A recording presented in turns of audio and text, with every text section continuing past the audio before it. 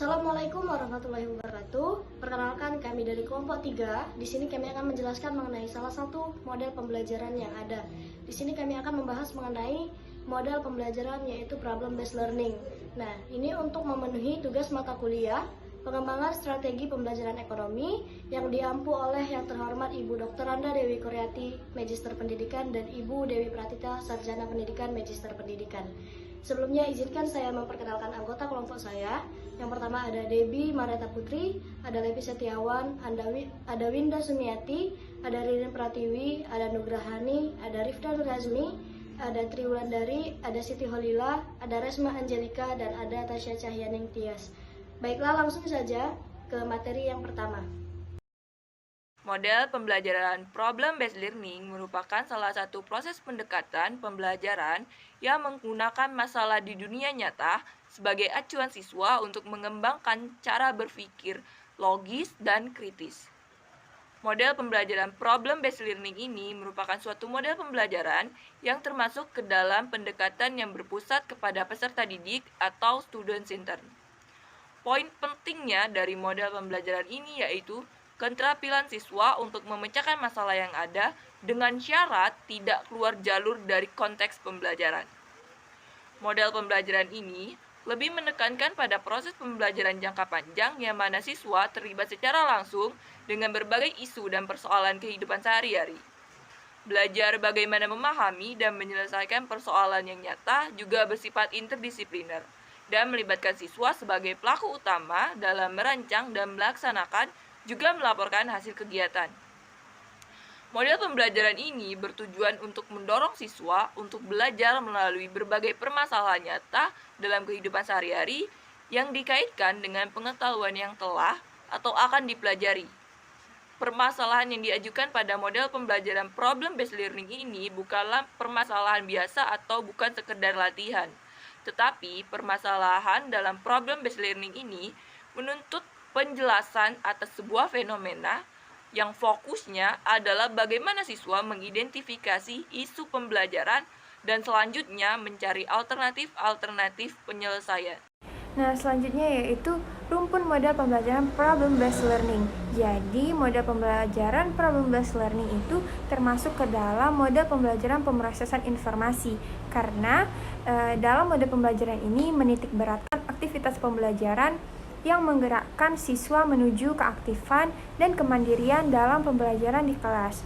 Nah, dalam model dan rumpun ini terdapat proses dalam otak untuk memperoleh informasi, memproses informasi, menyimpan dan menggunakannya. Seperti problem-based learning yang menggunakan informasi yang diperoleh untuk memecahkan suatu permasalahan.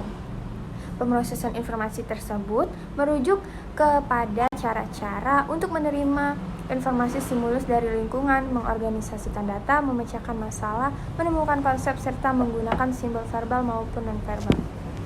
Model pemrosesan informasi pada dasarnya menitik beratkan pada cara-cara memperkuat dorongan-dorongan internal atau sesuatu yang datang dari dalam diri siswa untuk memahami dunia dengan cara menggali dan mengkoordinasikan data, merasakan adanya masalah, dan mengupayakan jalan pemecahannya.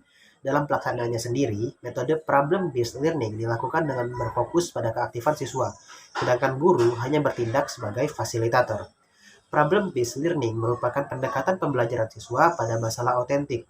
Metode ini dilakukan dengan tujuan untuk mengembangkan kemampuan siswa dalam berpikir kritis, mengembangkan kemandirian belajar, serta meningkatkan kepercayaan diri pada siswa itu sendiri.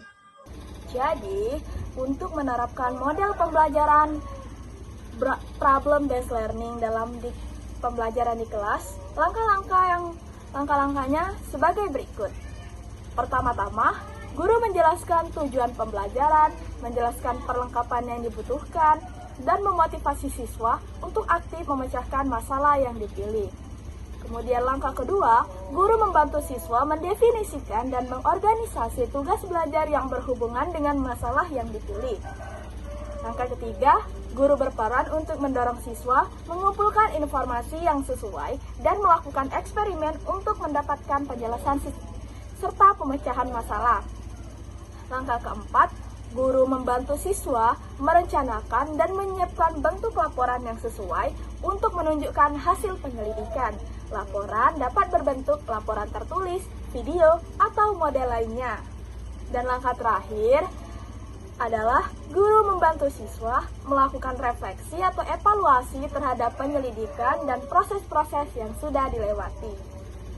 Peran guru dalam model pembelajaran PBL atau Problem Based Learning ini adalah untuk memfasilitasi, memotivasi pembelajaran siswa, membimbing hingga memonitor pada proses belajar siswa. Guru harus mampu membangun kepercayaan diri setiap peserta didiknya, serta kepercayaan diri setiap kelompok peserta didiknya untuk dapat memecahkan masalah sambil mengembangkan pemahaman mereka akan materi pembelajaran. Nah, dari sini dapat dilihat bahwasanya guru lebih menekankan kepada sebagai pusat atau sumber informasi atau menjadi guru yang berperan sebagai fasilitator pembelajaran siswa. Jadi, sekali lagi perlu ditekankan bahwasanya guru bukanlah sumber solusi dari permasalahan yang dihadirkan, tetapi solusi tersebut harus dicari dan didapatkan oleh siswa atau kelompok siswa itu sendiri. Peran siswa dalam model pembelajaran ini dituntut untuk aktif bertanya dan mengemukakan pendapatnya serta menemukan informasi yang relevan dari berbagai sumber yang ada untuk mendapatkan solusi dan menemukan cara yang paling efektif untuk menyelesaikan masalah yang diberikan oleh guru. Peserta didik akan mengidentifikasi dan mengemukakan hal-hal apa saja yang telah mereka ketahui atau pengetahuan apa yang telah mereka miliki dan mengungkapkan pemikiran mereka satu sama lain di dalam kelompok. Pada kelompok-kelompoknya akan terbangun keterampilan berkomunikasi melalui penyampaian gagasan, berargumen, mengkritik, hingga memberikan saran. Di sini saya akan menjelaskan kelebihannya.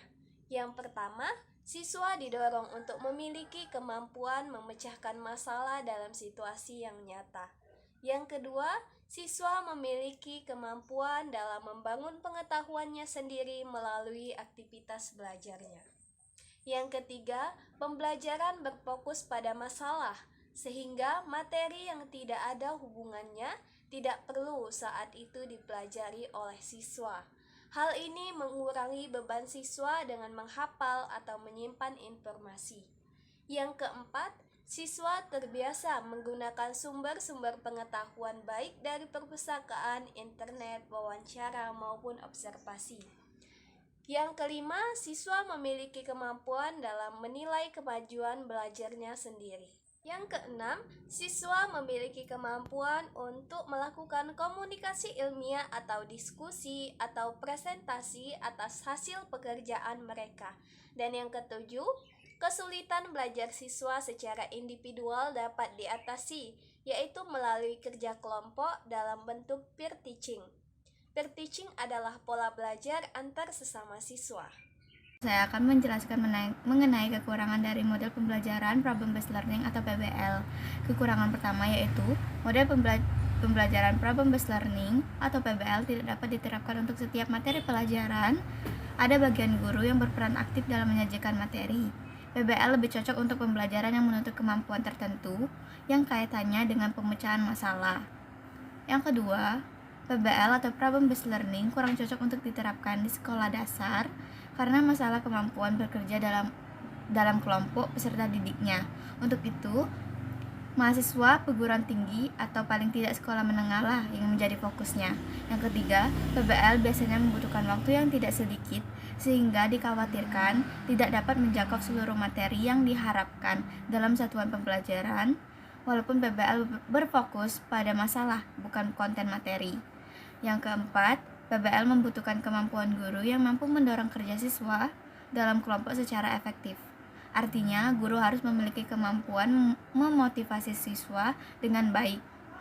Yang kelima atau yang terakhir, ada kalanya sumber yang dibutuhkan untuk mendukung pembelajaran problem based learning ini tidak tersedia dengan lengkap, sehingga dikhawatirkan akan menghambat pembelajaran untuk tercapai dengan baik.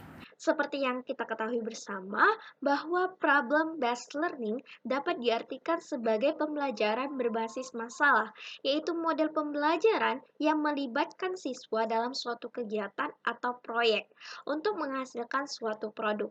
Nah, keterlibatan siswa dimulai dari kegiatan merencanakan, membuat rancangan, melaksanakan, dan melaporkan hasil kegiatan berupa produk dan laporan dalam pelaksanaannya. Model pembelajaran problem-based learning ini termasuk ke dalam model pembelajaran pemrosesan informasi. Hal ini dikarenakan model ini menitik beratkan aktivitas pembelajaran yang menggerakkan siswa menuju keaktifan dan kemandirian dalam pembelajaran di kelas. Untuk itu, peran guru dalam model pembelajaran PBL ini ialah untuk memfasilitasi, memotivasi, serta membimbing hingga memonitor pada proses belajar siswa. Nah, sedangkan peran siswa dalam model pembelajaran ini yaitu dituntut untuk aktif dalam bertanya dan mengemukakan pendapatnya serta menemukan informasi yang relevan dari berbagai sumber yang ada untuk mendapatkan solusi dan menemukan cara yang paling efektif untuk menyelesaikan masalah yang diberikan oleh guru. Baiklah, demikian presentasi yang dapat kami sampaikan. Saya mewakili kelompok memohon maaf apabila ada salah kata, kepada Allah kami mohon ampun. Akhir kata, wassalamualaikum warahmatullahi wabarakatuh.